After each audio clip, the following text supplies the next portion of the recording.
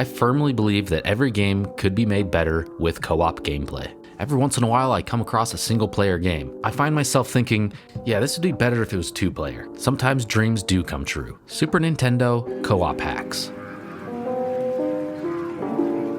These are all single-player experiences on the Super Nintendo that have been modified to add two-player co-op support. Let's start with Final Fight. No one can argue about how important Final Fight was for the beat-em-up genre, but one of gaming's biggest disappointments is when Final Fight was ported to the Super Nintendo, they removed the two-player co-op gameplay. Beat-em-ups just are not the same as a single-player experience. But luckily, due to the ROM hacking community, we finally rewrote history and corrected this huge misfortune. Final Fight on Super Nintendo can now be played in two-player co-op, and this plays really well. It just makes you wonder why the original developers left this out to begin with. The Sega CD always had co-op support, so people could constantly be saying, yeah, Sega does what Nintendo don't. Well, now all you Nintendo kids finally got what you wanted. Is this better than the Sega CD version? Probably not, but it is a really solid effort.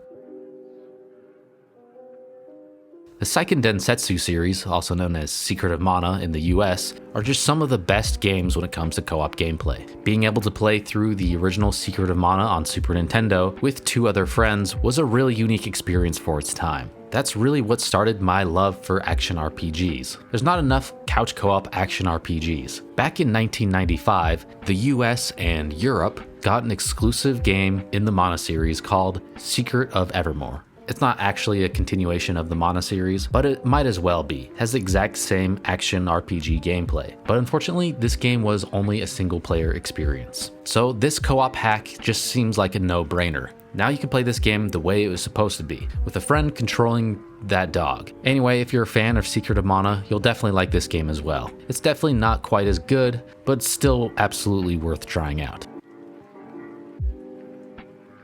While we're at it, let's talk about Seiken Densetsu 3, which is the official sequel to Secret of Mana. This one only came out in Japan on the Super Famicom. Now, this one did have two-player co-op support, but it always felt like a bit of a step down from its predecessor, as that game you could play three-player co-op. Well, luckily, that is now reality for this game as well. With this hack, Seiken Densetsu 3 is now turned into a three-player co-op game, which definitely takes things up a notch. This actually might be the best game in the Seiken Densetsu series. It's one of the best action RPGs of all time, and just one of the best co-op games of all time as well. We've had a fan translation of this game for a long time now, so there's no excuse not to try it at this point.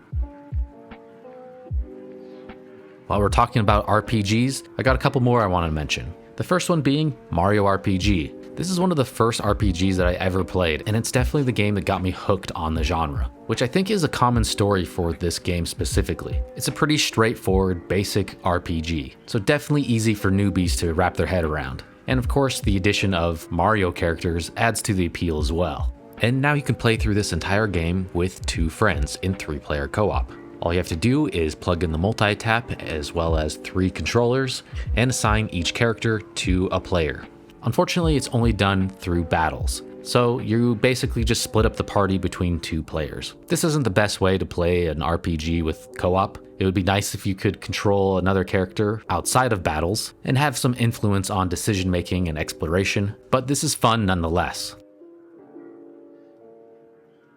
And we got a similar hack for Chrono Trigger. Chrono Trigger has always been considered to be one of the best RPGs of all time. It was definitely an influential game, but yeah, of course, it would be even better with co-op, right? Again, for this one, you can only control the characters in co-op during battles. So you just split up the tasks between two players. This is definitely fun, but it's not quite ideal. But you know what? I'll take what I can get. I'm not going to complain about this one.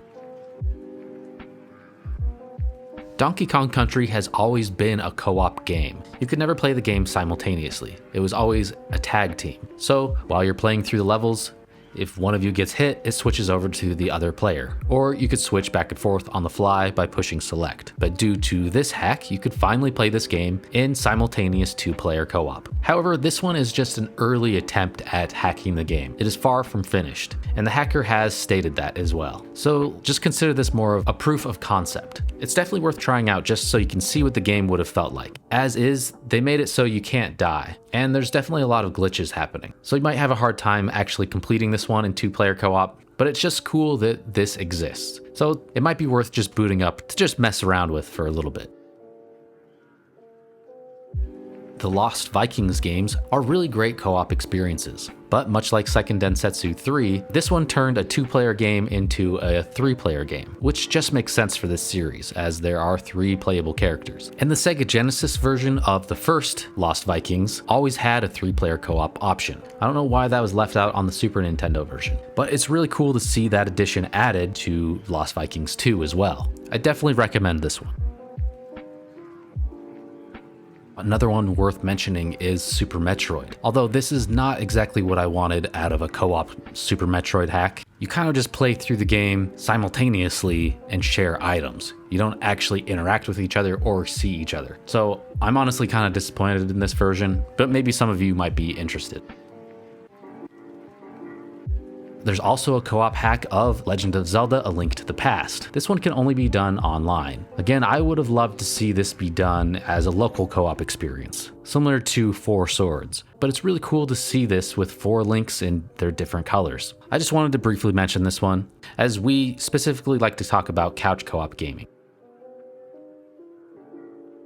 Another one I wanted to mention is for Super Mario World. Again, much like Donkey Kong Country, I always wanted 2-player simultaneous co-op for a classic Mario game. We kind of got that answered with the new Super Mario Bros. Games as well as Mario Wonder. But it's cool that they finally put in the effort to make this happen on original Super Nintendo with Mario World. However, they changed a few things as well. Some of the levels have a different layout, there's some other power-ups, and there's a few bugs here and there that make this not quite the original experience that we had hoped for. But nonetheless, this is a 16-bit Mario game with co-op, so I'm not going to complain. This one's really cool to see.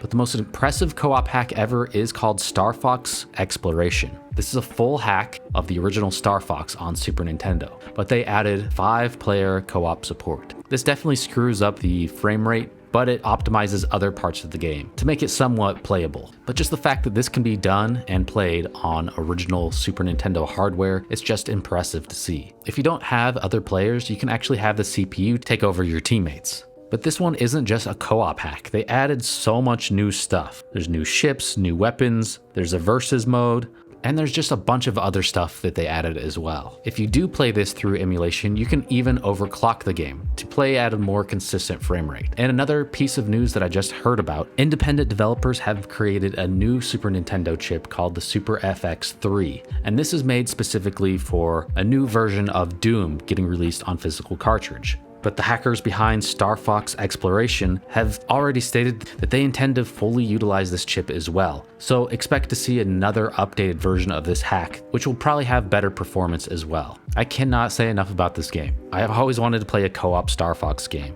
but 5 players is just crazy. But this is truly one of the most impressive fan hacks that I've ever seen. So if you're gonna play any game off this list, definitely go for Star Fox Exploration.